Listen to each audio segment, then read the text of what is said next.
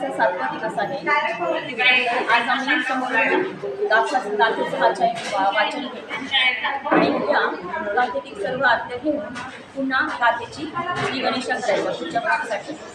उद्या सर्व ग्रंथ प्रदक्षिणेचा मोठा कार्यक्रम असतो।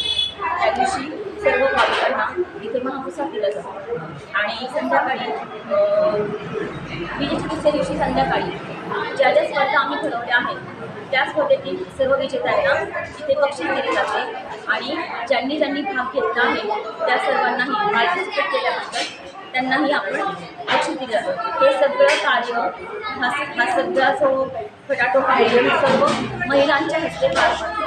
सर्व महिला ह्याच्यामध्ये आयोजन नियोजन सर्व काम इथे महिला करतात। तर अशा प्रकारे 7 दिवसाचा आमचा छान सोहळा इथे संपन्न होतो। पहिल्या दिवसापासून जो उत्साह असतो सोहळ्याचा तो शेवटपर्यंत वाढत जाऊन तो आणखी वृद्धिंगत होतो आणि नंतर असं वाटतं की हा सप्ताह संपूच नाही। आणि याच्यामध्ये मला प्रकर्षाने एक सांगायचं आहे की आमच्या समाजाच्या भगिनींबरोबर इतर ज्या भगिनी आहेत त्यांचं पण आम्हाला खूप सहकार्य लागतं। म्हणजे तुकाराम महाराज फक्त वाणी समाजाचेच आहेत असं नाही आहे, तर सर्वांसाठी तुकाराम महाराज आहेत। अति म्हणजे गाण्याच्या लोकांनी आलं पाहिजे आणि असं काहीच नाही आहे। उलटं बाकीच्या ज्या भगिनी येतात त्या इतर सेवेमध्ये पण सहभाग घेतात आणि त्या पण आम्हाला खूप मदत करतात। त्यांचं खूप मोलाचं सहकार्य आम्हाला लागतं। तर अशा प्रकारे सर्व धर्मसमभाव पद्धतीने सर्व प्रकारच्या भगिनी इथे येऊन वाचनाचा आनंद घेतात। गाथा वाचता एक अनुभव आला।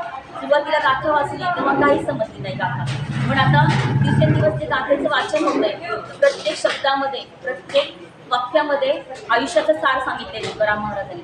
खूप सुंदर वाचता इतकं तल्लीन होऊन जातं की एवढा प्रतिभावान व्यक्ती आपल्या सर्वांना एक संत म्हणून लाभला आहे याचं छान वाटतं आपल्याला। खूप सुंदर वाटतं।